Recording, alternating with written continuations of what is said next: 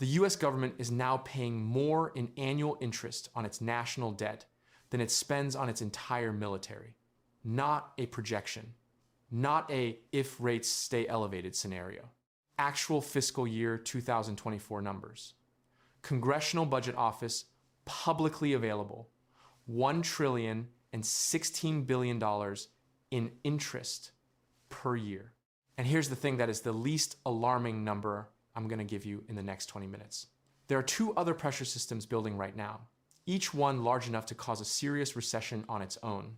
And they are all arriving at the same moment in history, the exact moment when the Federal Reserve has less room to respond than at any point in the last 40 years.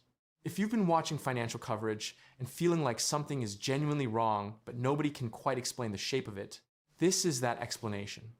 This video is not about the economy is bad, or inflation is annoying, or any of that ambient dread content that gets clicks without telling you anything. This is about three specific, documented, quantifiable crises that are converging right now. In early 2026, in a configuration that makes the 2008 financial crisis look like a dress rehearsal. I'm going to show you the numbers, walk through the mechanics, and then because I actually care whether this is useful to you, give you three specific things that are actually different from the generic diversify your portfolio advice everyone already ignores. By the way, I built a free early retirement calculator because most online ones are mathematically wrong. They use return assumptions that are basically financial fiction. Mine uses BlackRock and Vanguard methodology to actually stress test the weak points in your retirement plan. And I only ask for your email to send the report, so I don't store any of your financial data. Link is in the description. Now, before I get into the three crises, I need to give you one mental model that will make everything else in this video click. Because without it, each of these crises looks like a separate problem. With it, you see what they actually are. There's a bridge in the Northeast, built in the early 50s. For decades, the state would commission inspections. The engineers would note internal rebar corrosion in the reports, slow, invisible, happening inside the concrete where no one could see it. And the state would respond by doing what governments do, patching the surface, painting it, and declaring it structurally sound. The reports kept getting filed, the paint kept getting applied, and the bridge kept looking fine, because on the outside, it looked fine. Traffic ran over it, nobody panicked. Then a section collapsed. No warning, no dramatic crack visible from the road. The rebar had been dissolving for 30 years, and then one day, there was nothing left to hold the load. The bridge didn't collapse slowly. It looked stable, and then it failed completely. Here's what I want you to understand.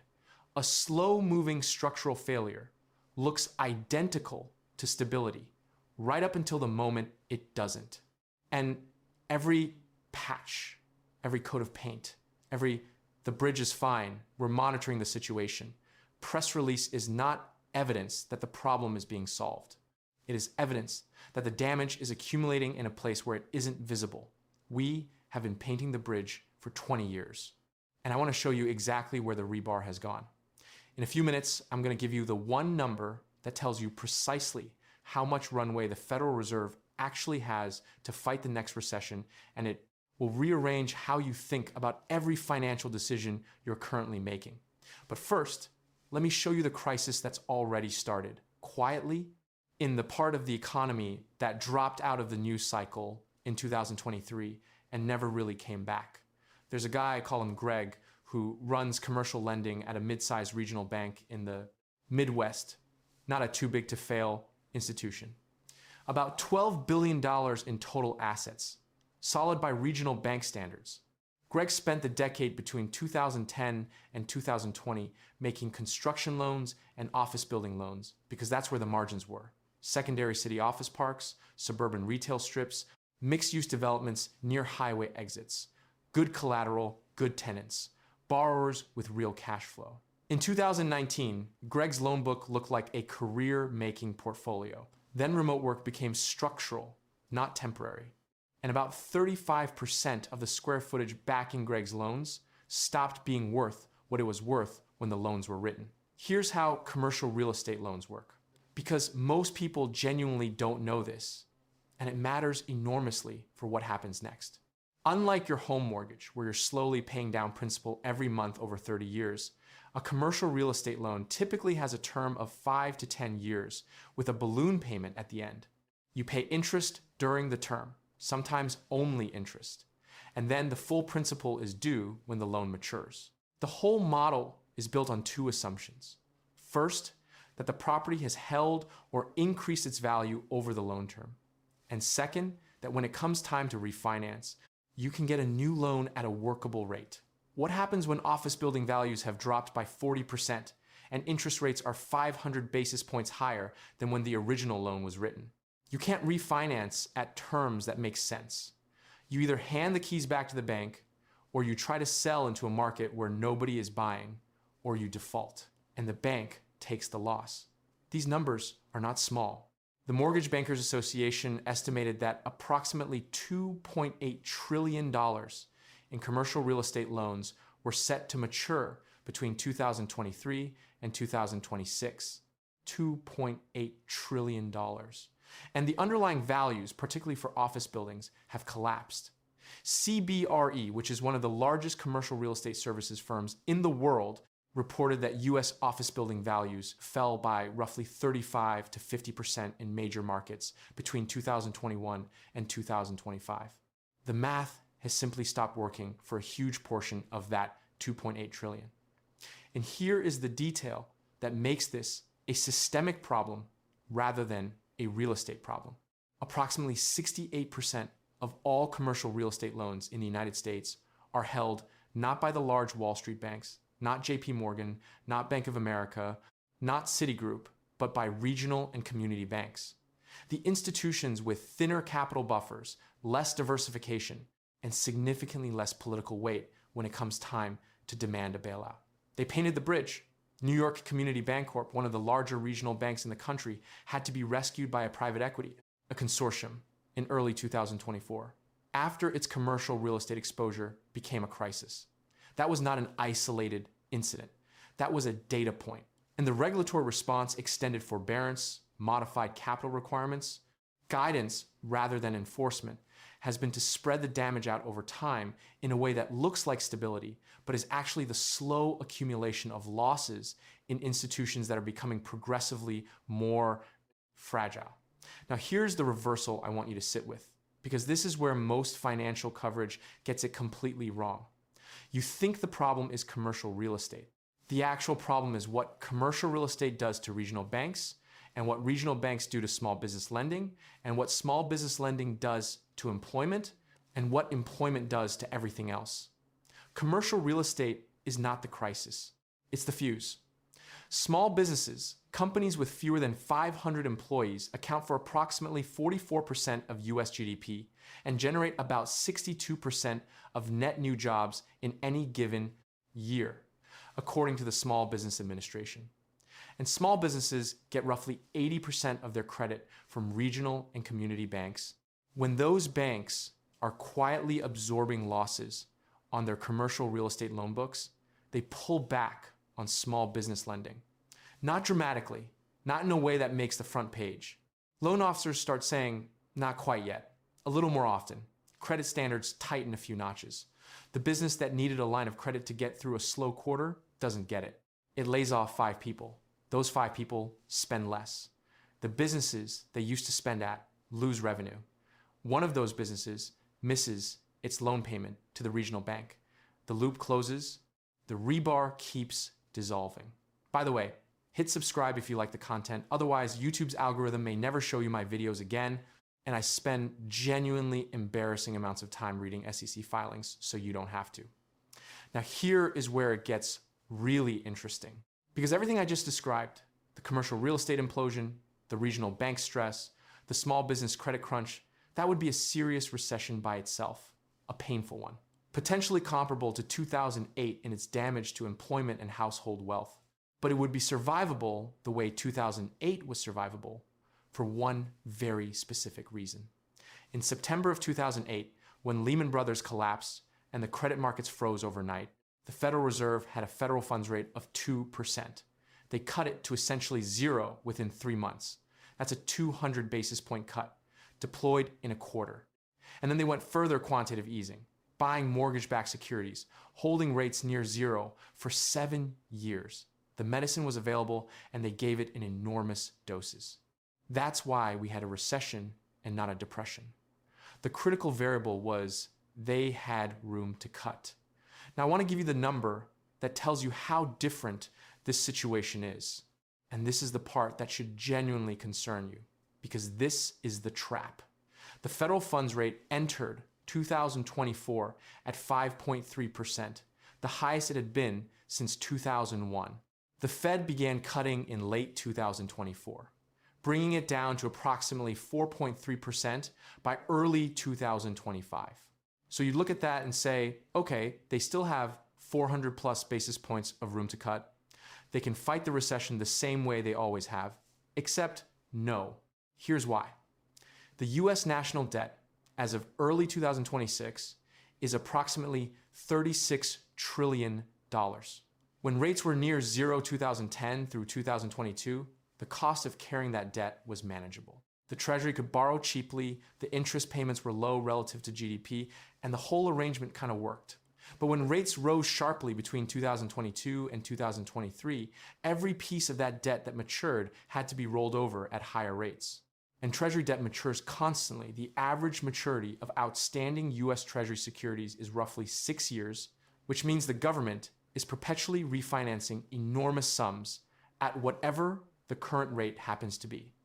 Result: $1,016 billion in net interest payments in fiscal year 2024.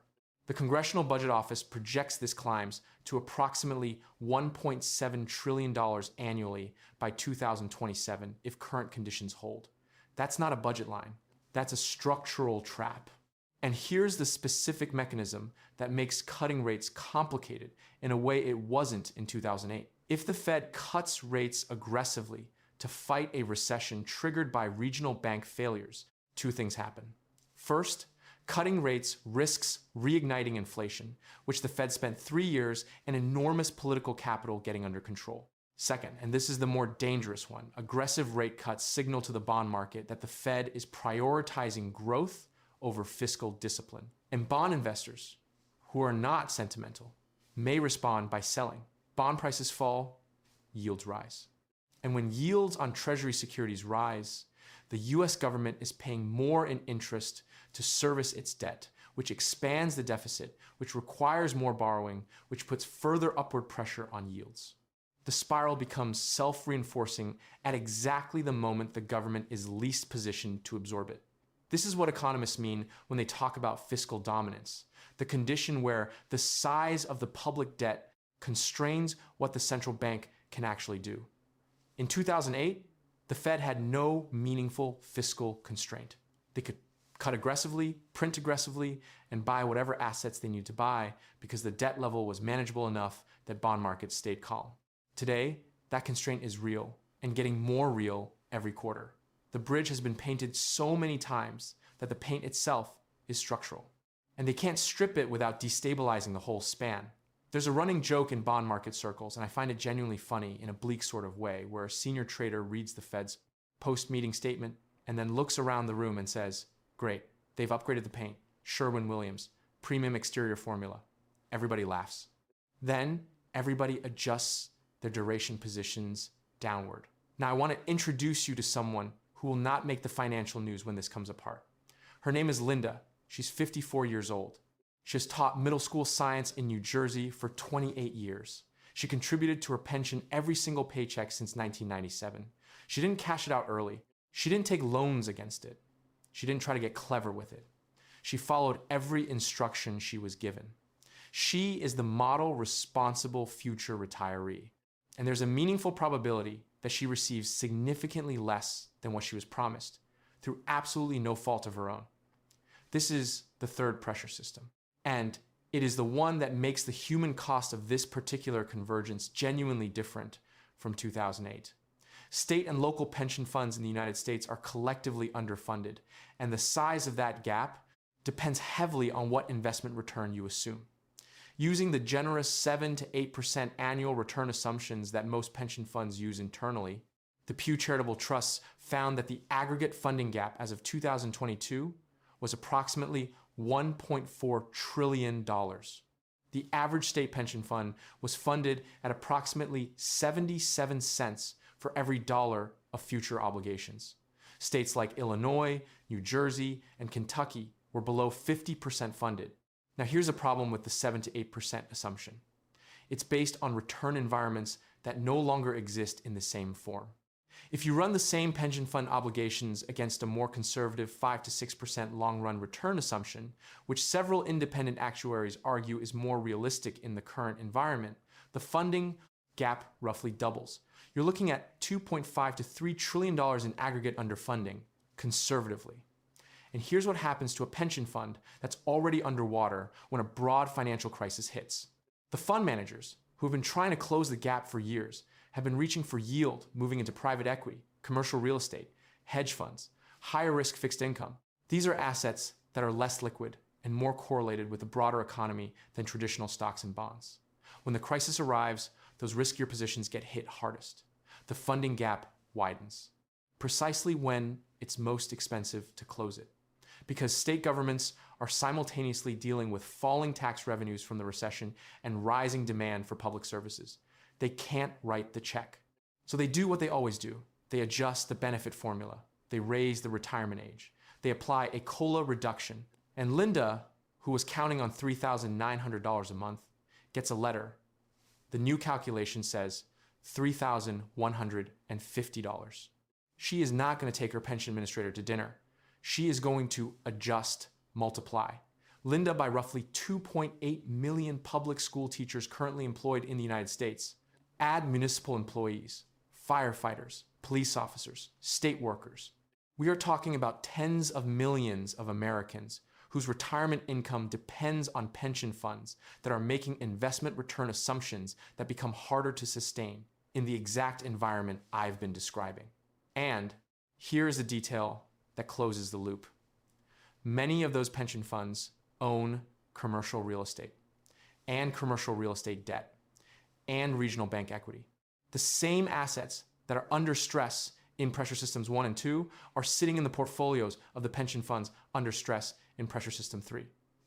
The contagion isn't theoretical, it's structural. The three systems are feeding each other. They painted the bridge again. Now stay with me here, because this next part is the one that separates this scenario from a regular bad recession, and it's the part I want you to understand as clearly as possible. In 2008, the crises were roughly sequential. The housing bubble inflated. It popped. The mortgage-backed securities market froze. The banks that held those securities got in trouble. The government deployed TARP $700 billion in capital support. The Fed cut rates to zero. And then there was a long, genuinely painful recovery that took about 5 years for employment to get back to pre-crisis levels. But each problem had an identifiable source. There was a mechanism for intervention that didn't create a worse problem somewhere else. Bail out the banks, stabilize the credit markets, cut rates to zero, wait. The levers worked. What I've described in this video is different in a structural way. The commercial real estate losses flow through regional banks and tighten small business credit, which slows growth, which reduces tax revenues, which widens the federal deficit. A wider deficit requires more Treasury issuance. More Treasury issuance at a time when the Fed needs to cut rates to fight the recession creates a direct contradiction. The bond market is demanding higher yields to absorb the increased supply, while the real economy needs lower rates to recover. And the pension funds, which are already stressed, see their portfolios fall as economic pain spreads, which means state governments need to put more money in, which means fewer public services, which means more economic drag. These are not three separate fires. These are three fuel sources for the same fire. And the fire department is working with a partially depleted tank. In 2008, the Fed had a fully loaded weapon. Today, it has a weapon with complicated rules of engagement and a magazine that's about 2/3 full. Let me give you a number to make this specific. Consider a person, let's call him Marcus, 50 years old, earning $110,000 per year, with $240,000 in his 401k, a house worth $380,000 with roughly $200,000 in equity, and a steady contribution habit. Any financial planner in America would look at Marcus and say, "You're on track. Keep doing what you're doing." Maybe tilt toward bonds as you approach 60. Here's what that advice doesn't account for. Marcus's 401k is almost certainly in a target date fund that holds a mixture of US equity index funds and US bond funds. His house is a real asset that correlates with a lag with the broader commercial real estate market. Residential real estate tends to follow commercial real estate stress by 12 to 24 months in crisis scenarios. His job in a sector that depends on small business activity and regional credit availability is exposed to the economic slowdown I've described. All three of his major assets, investment portfolio, home equity, and income, are correlated. They go down together. In 2008, aggressive Fed rate cuts pushed bond prices up as equity prices fell, which partially offset the damage in a balanced portfolio. In the scenario I've described, that offset is constrained. The Fed can cut, but the bond market may not cooperate the way it used to. Over 30 years, a 1% reduction in Marcus's annual return on that $240,000 starting balance costs him approximately $160,000 in lost compounding. That's not a rounding error. That's a significant portion of a retirement. Now, run the scenario where the conventional safe portfolio underperforms its historical assumptions by 2 to 3 percentage points annually for a 5 to 7 year stress period. That's the difference between retiring comfortably and running out of money at 78. And I want to take a moment to be honest about something, because I don't like content that just terrifies you and then offers nothing. Here's what financial commentators who are trying to get you to buy gold at a markup will tell you. The dollar is collapsing, the Fed is lying, the system is rigged. Put everything in hard assets and wait. That's not what I'm telling you. I'm telling you something more nuanced and I think more actually useful. Here are 3 things that are calibrated to this specific situation. Not generic, not diversify, specific. First, stop using the 2-bucket model for your retirement portfolio. Stocks on one side, bonds on the other. That framework made sense in environments where US government bonds were a true safe haven, low correlation with equities, reliable price appreciation when the Fed cut rates. In the scenario I've described, long duration US Treasury bonds carry more fiscal risk than most investors have priced in. Real diversification in this environment means building exposure to assets that don't move in lockstep with US government fiscal decisions. International developed market equities, Europe, Japan, parts of Asia, have different monetary and fiscal dynamics. Commodities, particularly those tied to infrastructure and energy transition, behave differently from financial assets. And short duration, inflation-protected securities provide a hedge against the scenario where inflation becomes the policy tool of choice for reducing the real burden of the debt. You don't need huge allocations to any of these. You need to stop assuming your current allocation is actually diversified when it might be 3 correlated bets on the same thesis. Second, know your FDIC exposure and fix it if it's broken. This costs nothing and takes 20 minutes. Federal Deposit Insurance Corporation coverage is $250,000 per depositor per institution. If you have more than that at a single bank, especially a regional bank, you have uninsured exposure to exactly the stress I've described. The solution is not to panic. The solution is to spread deposits across multiple institutions or use CDAR's network accounts that do the spreading for you. This is not complicated. It is genuinely free to do. Do it before there's a reason to do it, not after. Third, if you have a pension from a state or municipal employer, get specific. Knowing I have a pension is not the same as knowing what your pension will actually pay. Most state pension funds are required by law to publish their funded ratio annually. Look it up. If your fund is below 70% funded and several major state funds are below 60%, you need to build your retirement plan around receiving 70 cents on the dollar from that pension, not 100 cents. Not because it will definitely pay less, because you are making a financial plan. and financial plans built on optimistic assumptions about institutions under stress have a pattern of failing in predictable ways. And building in a cushion costs you nothing except a slightly more conservative spending projection for the next decade. Linda, the science teacher I've been thinking about through most of this video, is not going to get a memo that says, "The system failed you." She's going to get a letter with a new calculation. She's going to call her union. The union's going to say they're working on it. She's going to adjust. What I want for anyone watching this is to be in a position where adjustment is a choice, not a necessity. Here's what makes this moment genuinely strange, and I want to end on this note because it's the thing that keeps the whole picture from being pure doom. The slow structural failures, I've described the rebar corroding inside the bridge. They don't announce themselves. They look like stability. The bond market is functioning. Regional banks are still open. Pension funds are still making payments. The economy is still growing, slowly. And that's exactly how it's supposed to look in the middle phase of a slow-moving structural crisis. The absurdity of it, and I find this genuinely funny in the way you find something funny, when the alternative is to find it maddening, is that the most dangerous phase of this kind of crisis looks the most like everything is. Fine. The inspectors are still filing their reports. The politicians are still scheduling ribbon cuttings on the renovation project that's been planned since 2012. The paint is Sherwin-Williams. Premium exterior formula. The people who will come through the next 5 years in the best financial shape are not the ones who found the most aggressive trade. They're the ones who looked at their actual exposure across their 401k, their banking relationships, their pension assumptions, their income correlations, and made calm, boring, specific adjustments before the moment of stress. Not because they predicted the exact timing, because they stopped assuming the bridge was fine just because the traffic was still moving. Lazy investing built more fortune than crypto memes. It always has. Not because patience is a virtue in some abstract sense, but because the people with diversified, stress-tested, boring portfolios didn't need to predict the crisis. They were already set up to absorb it. That's the actual edge. Everything else is noise. The inspectors just upgraded the paint formula. We'll see how it holds.